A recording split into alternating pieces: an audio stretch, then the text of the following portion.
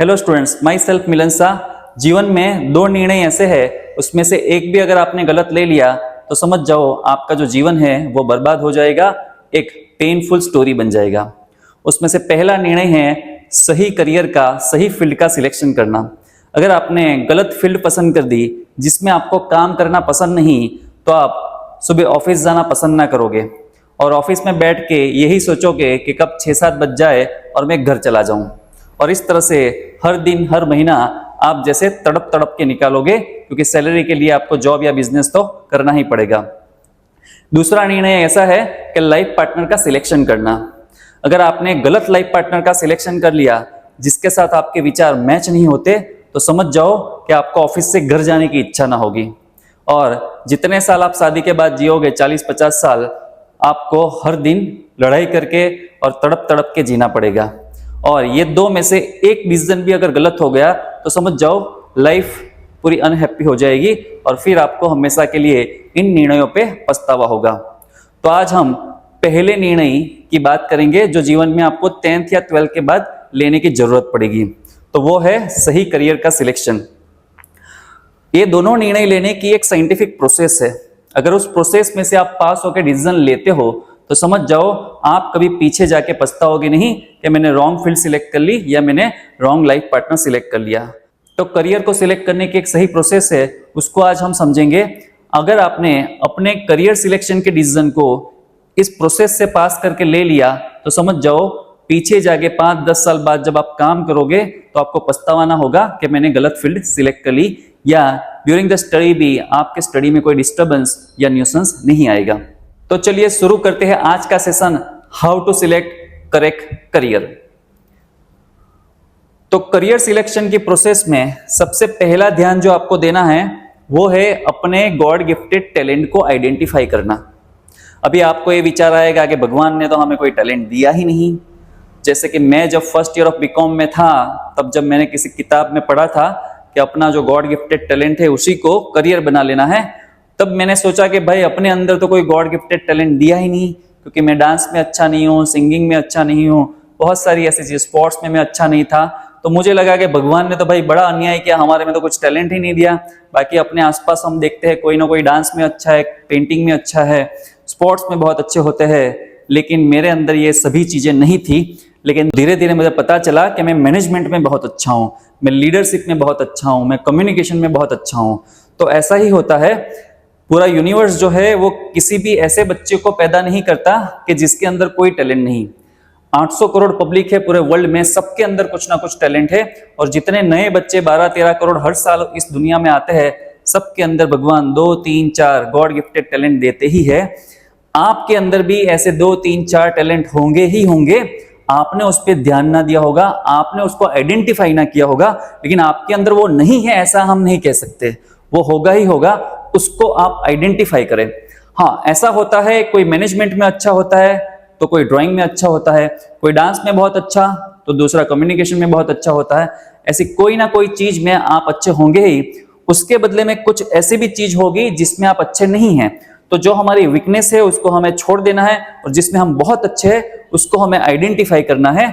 तो यहाँ एग्जाम्पल के लिए मैंने कुछ टैलेंट लिखे हैं, वैसे बहुत सारे होते हैं लेकिन जो मेन होते हैं वो सब मैंने यहाँ पर लिख दिए है।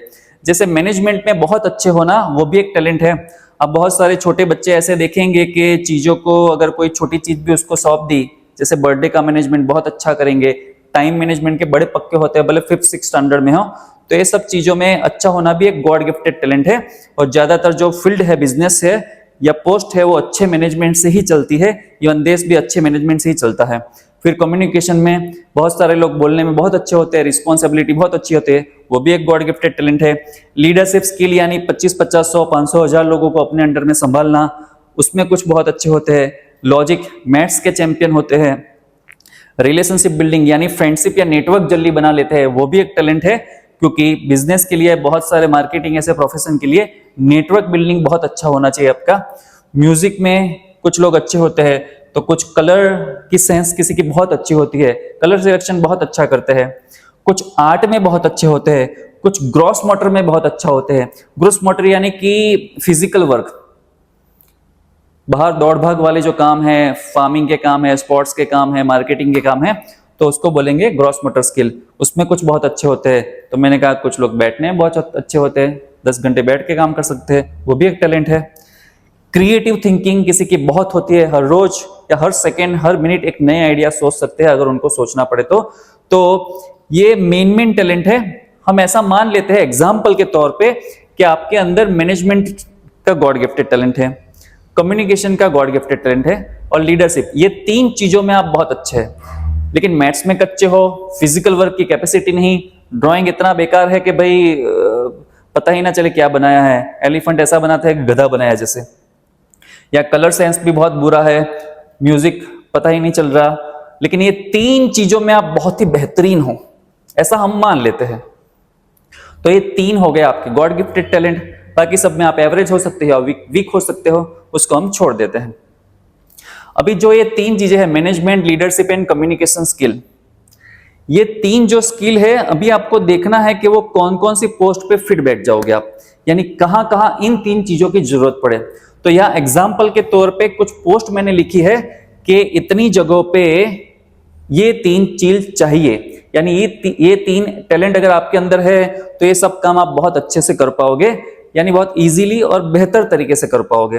मैं एग्जांपल समझते हैं, अगर अच्छे मैनेजर बनना है तो मैनेजमेंट स्किल अच्छा ही होना चाहिए, वरना पूरी ब्रांच या कंपनी का आप मिसमैनेजमेंट पे ले आओगे और काम पूरा बिगड़ जाएगा। लीडरशिप स्किल अच्छा होना चाहिए, वरना 500-1000 लोगों का स्टाफ है, आप संभाल ना पाओगे। कम्युनिकेशन में बहुत अच्छे होने चाहिए, क्योंकि कंटिन्यू कस्टमर से बात करनी है, डीलर से करनी है, स्टाफ से करनी है, मीटिंग ये सब चलता रहता है। तो आर्ट ऑफ कम्युनिकेशन अच्छा होना चाहिए। हमारे 10 साल पहले जो पीएम थे उनके जैसा नहीं होना चाहिए कि चुपचाप बैठे रहे। फिर बिजनेसमैन बनना है तो सेम, मैनेजमेंट बहुत अच्छा होना चाहिए, लीडरशिप बहुत अच्छा होना चाहिए और कम्युनिकेशन में बहुत अच्छा होना ही चाहिए बिजनेसमैन। एंकरिंग करनी है तो कम्युनिकेशन मेन है, उसमें बहुत अच्छा होना चाहिए। मैनेजमेंट भी अच्छा चाहिए क्योंकि एक टाइम के हिसाब से पूरा चलता है एंकरिंग, और लीडरशिप भी बहुत अच्छा होना चाहिए क्योंकि आपके सामने 1000, 2000, 5000, 10,000 पब्लिक हो सकती है, आपको लीड भी करना है, तो वो आप ठीक से कर ना पाओगे अगर लीडरशिप का टैलेंट नहीं है तो ये 3 चीजें उसमें भी चाहिए। तो ये सभी जो पोस्ट है, principal, lawyer, teaching, news reporter, MLA, MP, IAS, class 1, class 2 officer, ये सभी में ये 3 चीजें बहुत अच्छी चाहिए। इवन ये 3 चीजें तो ऐसी है कि अगर आपकी अच्छी है तो कम से कम आप 100-200 जो पोस्ट है उसमें आप फिट बैठ जाओगे। अभी इंटरेस्ट, टैलेंट तो आपको पता चल गया आपका, ठीक है, लेकिन ये सभी फील्ड में तो आप जाने नहीं वाले, इसमें से आपको सिलेक्ट करना है। सो दूसरा क्राइटेरिया जो आपको देखना है वो है कि आपका इंटरेस्ट क्या है। बाय एग्जांपल समझो कि सभी चीजों में आपका टैलेंट तो है, अगर आप इस पोस्ट पे बैठ गए तो काम तो आप बेहतरीन तरीके से करोगे क्योंकि वो आपका टैलेंट है। लेकिन ऐसा हो सकता है इसमें कुछ चीजें ऐसी है जिसमें आपको इंटरेस्ट ही नहीं है, टैलेंट भले हो लेकिन आप करना नहीं चाहते, आपको मजा ही नहीं आ रहा, उसमें मन ही नहीं जा रहा आपका। बाय एग्जांपल यहां लेते हैं हम कि जैसे न्यूज रिपोर्टर आप बनना ही नहीं चाहते, इस काम में आपको इंटरेस्ट ही नहीं है। मिनिस्टर आप बनना ही नहीं चाहते, पॉलिटिक्स आपको पसंद ही नहीं है। और आईएएस, आईपीएस, गवर्नमेंट जॉब में आपको इंटरेस्ट ही नहीं है, आप जॉब ही नहीं करना चाहते, ऐसा मान लेते हैं। तो ये 3 चीजें आपके इंटरेस्ट के बाहर है। हालांकि ये तीनों चीज अगर आपको बिठा दी जाए उस पोस्ट पे तो आप बेहतरीन तरीके से करोगे। टैलेंट है लेकिन इंटरेस्ट नहीं है, तो ये तीनों चीज खराब है ऐसा नहीं कह रहा, जिसको इंटरेस्ट है डेफिनेटली जा सकते हैं, लेकिन यहाँ एग्जाम्पल के तौर पे हमें कोई ना कोई तो काटना पड़ेगा और सबको सब में इंटरेस्ट नहीं होता, तो हमें ये 3 चीज में नहीं, ऐसा हम मान लेते हैं। तो बचा कितना, ये 6 चीजें हमारी लाइफ में बची। तो ये ऑड वन आउट टेक्निक है जिसका हम यूज कर रहे हैं, जो एमसीक्यू में यूज करते हैं, जो कौन बनेगा करोड़पति में 50-50 वाला था लाइफलाइन, उसकी इसके जैसा ही ये थोड़ा धीरे धीरे कम होता जाएगा और फिर सिलेक्ट करने में आसानी रहेगा। अभी इंटरेस्ट, ये 6 चीजों में इंटरेस्ट है, ओके। तो तीसरा देखना है फ्यूचर स्कोप। इट मींस के 6 चीजों में इंटरेस्ट है, टैलेंट भी है, लेकिन ऐसा हो सकता है कि जब आप स्टडी करके बाहर निकलो मास्टर डिग्री करके 5-10 साल बाद, तब इन चीजों में से कुछ चीज ऐसी है, कुछ फील्ड ऐसी है जिसमें स्कोप ही नहीं है, जो पूरी डाउन हो जाने वाली है या अभी ऑलरेडी डाउन हो चुकी है, ऐसा भी हो सकता है। तो यहां हम एग्जाम्पल के तौर पे निकालते हैं। बाय एग्जाम्पल समझो कि अभी टीचिंग का कैसा हो गया है कि सब चीजें यूट्यूब पे फ्री, मैथ्स, साइंस सभी के वीडियो अवेलेबल हो चुके हैं, बहुत सारी एप्लीकेशन आ चुकी है, बहुत सस्ते में वो पढ़ाती है। तो ऐसा हो सकता है कि टीचिंग फील्ड भविष्य में बहुत अच्छी ना रहे। भाई एग्जाम्पल ले रहे, ऐसा होगा ऐसी जरूरी नहीं है। तो प्रिंसिपल की जो पोस्ट है उसका फ्यूचर स्कोप अच्छा नहीं है, ऐसा मान लेते हैं बाय एग्जाम्पल। या टीचिंग की जो पोस्ट है टीचर, उसकी भी भविष्य में बहुत अच्छी सैलरी मिलेगी नहीं, या उसमें सेट होना मुश्किल हो जाएगा। तो ये दोनों का फ्यूचर जो है वो अच्छा नहीं है, ऐसा हम मान लेते हैं। और अभी हमारे पास बचा 1 2 3 4 4 चीजें बची। टैलेंट भी है जिसमें हमारा इंटरेस्ट भी है और जिसका फ्यूचर स्कोप भी अच्छा है। तो ऐसा हर चीज में होता है। तो यहाँ तो हमने ज्यादातर ये ऐसी फील्ड ली है जिसमें मतलब साइंस की फील्ड नहीं है, लेकिन साइंस में भी कुछ फील्ड ऐसी है जो पहले बहुत अच्छी थी लेकिन अभी वो चल नहीं रही, और अभी जो चल नहीं रही भविष्य में 10 साल बाद बहुत चलेगी, ऐसा भी हो सकता है। चौथी चीज जो आपको चेक करनी है वो है कि उसमें स्टडी करने के लिए फिर या काम करने के लिए, स्टडी या फिर काम करने के लिए इन्वेस्टमेंट कितना चाहिए। क्योंकि जैसे कि एमबीबीएस है तो उसमें अगर आपको गवर्नमेंट कोटा पे नहीं मिला, नीट में अच्छे स्कोर नहीं आए, तो आपको प्राइवेट मेडिकल कॉलेज में जाना पड़ेगा। उसमें 20 लाख के आसपास 1 साल की फीस है, और 5 साल की मिला के कम से कम 1 करोड़ का आपका हॉस्टल ये सब मिला के खर्चा हो जाएगा। तो अगर आपके पास वो नहीं है, 1 साल का 20 लाख का फीस जैसे तैसे करके भर दिया यहाँ वहां से, फिर आपका स्टडी बीच में अटक जाएगा। इसलिए कितना इन्वेस्टमेंट लगता है, अगर हम वो ना कर पाए और बीच में हमें कॉलेज छोड़ना पड़ा तो मुसीबत हो जाएगी। ऐसा सेम स्टीव जॉब्स के साथ हुआ था। उसने लिखा है कि भाई कॉलेज के पहले सेमेस्टर की फीस इतनी थी, क्योंकि बहुत हाई फाई कॉलेज सिलेक्ट कर ली थी, कोर्स सिलेक्ट कर लिया था, कि पूरे लाइफ की जो सेविंग थी पेरेंट्स की वो पहले सेमेस्टर में ही चली गई। फिर दूसरे सेमेस्टर में इंजीनियरिंग उनको छोड़ना पड़ा और कैलीग्राफी करना पड़ा, वो भी 6 महीने बाद छोड़ना पड़ा क्योंकि हॉस्टल में रहने के पैसे नहीं थे। तो ऐसा हमारा नहीं होना चाहिए। तो इसमें हम कुछ ऐसी चीज लेते हैं जिसमें इन्वेस्टमेंट बड़ा चाहिए। बाय एग्जांपल बिजनेस करने के लिए मान लीजिए कि लाखों रुपया आज कॉमन है। आप रोड टच दुकान लेने जाओगे तो 50,000 रेंट तो कॉमन हो चुका है। सीटीओ में तो 1 लाख 2 लाख 3 लाख 4 लाख 5 लाख भी रेंट हो सकता है। तो बिजनेस एक ऐसा इन्वेस्टमेंट चाहिए, तो उसको हम कट कर देते हैं। हालांकि सत्य हकीकत ये भी है कि जिन्होंने 5,000 से बिजनेस चालू किया था वो आज 5,000 करोड़ की कंपनियां बन चुकी है। लेकिन फिर भी यहाँ एग्जाम्पल के तौर पे हम कुछ निकालना है तो बिजनेस को निकालते हैं, उसमें इन्वेस्टमेंट ज्यादा चाहिए करके। तो अभी आपके पास बचा मैनेजर, एंकर और लॉयर। ये 3 चीजें ऐसी है जो कम इन्वेस्टमेंट में स्टडी कर लोगे और कम इन्वेस्टमेंट में एक बार काम भी चालू हो जाएगा। 5th क्राइटेरिया, हम जो स्टडी करते हैं वो 2 चीजों के लिए करते हैं। एक, पहले तो अच्छी सैलरी मिले या अच्छी इनकम हो, और दूसरी चीज कि भाई हमारा लाइफ जो है वो बेहतर तरीके से कैसे जीना उसका थोड़ा हमें नॉलेज आ जाए। ओके, तो पहला मेन जो इंटेंस सबका होता है वो अच्छी सैलरी, अच्छा पैकेज या अच्छी इनकम होती है। अभी हमें ये भी देखना है कि ये 3 चीजों में हमारे जो एक्सपेंस है या हम जिस तरह की लाइफस्टाइल चाहते हैं उसके लिए जितने महीने के हमें पैसे चाहिए, सैलरी चाहिए, इसमें से कौन सी फील्ड में मिलेगी और किसमें नहीं मिलेगी। तो जिसमें नहीं मिलेगी, जिसमें ज्यादा आप नहीं कमा पाओगे, उसको हम यहाँ से निकाल देंगे। बाय एग्जांपल समझो कि हमें महीने के अच्छा जीवन जीने के लिए आज से 10 साल बाद जब हम स्टडी खत्म करेंगे तो करीबन 5 लाख महीने के चाहिए, जैसी हमारी लाइफ है या लग्जरियस हमें चाहिए। तो इसमें कौन सी ऐसी चीज है जिसमें महीने के 5 लाख कमाना बड़ा चैलेंजिंग है?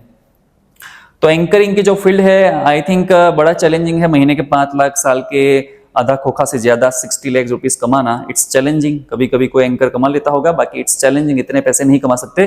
तो एक एंकरिंग जो है ना उसको हम निकाल देते हैं।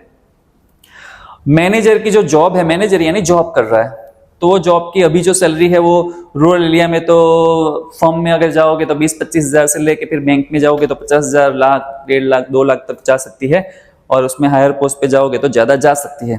जैसे ऐसे भी मैनेजर है जिनकी salary 1 crore, 2 crore, 3 crore higher post पे हो तो मिलती है। लेकिन बहुत ही कम लोग ऐसे होते हैं जो ऐसी पोस्ट पे जाते हैं। बाकी ज्यादातर मैनेजरियल पोस्ट पे जो सैलरी होती है वो 25-50 हजार से लेके 2 लाख के 3 लाख के बीच में अराउंड होती है। तो आपका जो 5 लाख का टारगेट है वो आई थिंक मैनेजर में इतना आसानी से फुलफिल होने वाला नहीं है, और होगा तो आपकी उम्र 50-60 हो जाएगी। तो इसको भी उड़ाते हैं, इसको भी कट कर देते हैं, और रहेगा लॉयर एंड जज। अभी जज में भी ऐसा है कि भाई सैलरी ही मिलने वाली है, तो सैलरी आपको जो मिलेगी 2-3-4 लाख रुपए मिलेगी, वो भी धीरे धीरे बढ़ के वहां तक पहुंचेगी। बाकी डायरेक्ट तो 2-3 लाख रुपए मिलने नहीं वाली। सो उसको भी निकाल लेते हैं। लॉयर में ऐसा है कि अगर आप बहुत अच्छे लॉयर है, अच्छी प्रैक्टिस सेट की है, केस आप जिता देते हो, आपका नाम हो चुका है, तो आपको बहुत सारे केसेस मिलेंगे। और ऐसे लॉयर इंडिया में है जो बड़ी हाई चार्ज लेते हैं, मतलब एक बार लड़ने का लाख रुपए से लेके 1 करोड़ वाले भी है। और आपको कॉन्फिडेंस है कि मेरी बोलने की स्किल अच्छी है, मैं अच्छा डिबेट कर सकता हूँ, मैं प्रूव कर सकता हूँ चीजों को, मैं नेटवर्क बिल्डिंग अच्छा कर सकता हूँ, और इसमें अगर आपने सब चीजें अच्छी की तो मार्केट में आप सेट हो जाओगे। और ऐसे लॉयर मैंने आपको बताया कि मतलब जो सिटी लेवल पे जो बड़े फेमस नहीं हुए वो भी 5-10 लाख महीने के कमा लेते हैं, ऐसे ही मेरे कांटेक्ट में बहुत सारे हैं। सो फाइनली हमारे पास जो बचता है वो लॉयर बचता है। तो ये लॉयर ऐसी चीज है जिसमें हमारा टैलेंट है, कम्युनिकेशन स्किल, लीडरशिप, मैनेजमेंट, खास करके कम्युनिकेशन चाहिए इसमें। दूसरा इंटरेस्ट भी है हमें। तीसरा जो फ्यूचर स्कोप है वो भी अच्छा है, क्योंकि केसेस ऑलरेडी टोटल मिला के 5 करोड़ केस पेंडिंग है। फ्यूचर में नए केस आने ही वाले हैं, बढ़ने ही वाला है क्लाइंट बेस। और फिर इनकम भी अच्छी है। इन्वेस्टमेंट भी अगर LLB करना है तो ज़्यादा इन्वेस्टमेंट नहीं है। फिर अपनी खुद की प्रैक्टिस के लिए ऑफिस चालू करनी है तो उसमें भी पहले तो फोन पे भी काम हो जाता है, घर से भी हो जाता है। धीरे धीरे हम अपनी ऑफिस लेंगे तो भी उसमें ऐसा कोई है नहीं कि बड़ा शोरूम ले लेने का, एक छोटी ऑफिस में भी काम हो जाता है। तो 5 जो हमारे क्राइटेरिया है वो सेट हो जाते हैं। अभी वापस अगर बात करें कि सबसे वैल्यूएबल इसमें कौन सा, तो मैं कहूंगा God gifted talent and interest, ये सबसे ज्यादा वैल्यूएबल है चेक करना। कोई चीज आपका टैलेंट नहीं है, आप उसमें कच्चे हो, लेकिन फ्यूचर स्कोप बहुत अच्छा है, लेकिन अगर आप उसमें चले गए और आपका टैलेंट ही नहीं है, फ्यूचर का स्कोप भले अच्छा है, भाई एग्जांपल समझते हैं, AI का फ्यूचर स्कोप बहुत अच्छा है, रोबोटिक्स का बहुत अच्छा है, लेकिन आपके अंदर टैलेंट ही नहीं है, आपको मैथ्स ही समझ में नहीं आ रहा, आप अपनी छोटा खिलौना खोल दो ना तो आप पैक नहीं कर पा रहे वापस। तो ऐसे टेक्निकल ब्रेन जो चाहिए, मैथमेटिकल ब्रेन जो चाहिए, वो आपका अच्छा नहीं है। आपने फ्यूचर स्कोप देख के AI में चले गए, आप चले गए रोबोटिक्स में, अभी आपका मशीन में दिमाग चलेगा ही नहीं, क्योंकि उसमें मैथ्स अच्छा चाहिए, उसमें टेक्निकल ब्रेन बहुत अच्छा चाहिए, लॉजिकल ब्रेन अच्छा चाहिए, वो है नहीं।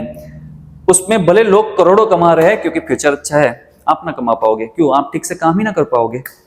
सो पहले देखना है आपका गॉड गिफ्टेड टैलेंट क्या है, दूसरा देखना है इंटरेस्ट क्या है, और फिर इन 3 चीजों को भी देख लेना है। हालांकि मैंने ऐसा भी देखा है कि जिस चीज का फ्यूचर बहुत अच्छा ना हो, लेकिन हम बहुत बेहतरीन तरीके से काम कर रहे हैं क्योंकि हमारा टैलेंट है, तो हम कमा लेते हैं, दूसरे कमाए ना कमाए। ओके, सेम अगर इन्वेस्टमेंट की बात करें तो आप अच्छा परफॉर्म करते हो तो स्कॉलरशिप, ये सब स्कीम बहुत है अभी तो, और कुछ ना कुछ रास्ता निकल जाता है। और इनकम की बात करें तो अच्छा काम अगर आप करते हो तो समाज आपको पैसे देता ही है आपके काम के, आप अच्छा कमा ही पाओगे। लेकिन फिर भी इन 3 क्राइटेरिया को चेक कर दो, सबसे वैल्यूएबल इसको रखो, और 3 से भी वेरीफाई कर लो कि आप कर पाओगे कि नहीं, उसका प्लानिंग कर दो कि कैसे करोगे, और फिर जाके एक सही करियर का सिलेक्शन करो। ज्यादातर लोग करियर का सिलेक्शन किसी की बात में आके, किसी चीज से इन्फ्लुएंस होके करते हैं, लेकिन वो गलत हो जाएगा। और एक बहुत महत्वपूर्ण चीज है, वो ध्यान में रखिए कि आपको परमानेंट स्टडी नहीं करना है, राइट। बाय एग्जांपल समझो कि इंटीरियर डिजाइनिंग का अगर आपको इंटरेस्ट है, तो ऐसा नहीं कि आपको हर बार मतलब सालों तक स्टडी ही करना है। आपको ये सोचना है कि इंटीरियर डिजाइनर अगर बनूंगा तो फिर मुझे काम क्या करना है, तो जो काम करना है वो आपको पसंद होना चाहिए। मतलब इंटीरियर डिजाइनिंग का काम ऐसा नहीं ऑफिस में बैठ के खाली डिजाइनिंग ही करेगा, उसको कारपेंटर को गाइड करना है, उसको प्लम्बर, इलेक्ट्रिशियन, इनके साथ सिर फोड़ने हैं, उनको गाइड करना है कैसे कौन सी चीज कहां से करनी है, फ्लोरिंग वाले, ये सब एजेंसीज के साथ आपका काम होता है। तो हर चीज में ऐसा होता है कि आपको फाइनली 5-6 साल कॉलेज के खत्म करने के बाद काम करना है, उस काम को आप बेहतरीन तरीके से कर पाओगे कि नहीं, उस एंगल से इन चीजों को सोचना है, और फिर आपको सही करियर का सिलेक्शन करना है या स्टडी का सिलेक्शन करना है। तो इसमें सबसे बड़ा चैलेंज एक आपको ये आएगा, शायद आप मुझे सवाल भी पूछोगे कि सर गॉड गिफ्टेड टैलेंट हमारे में क्या है, वही हमें पता नहीं चल रहा।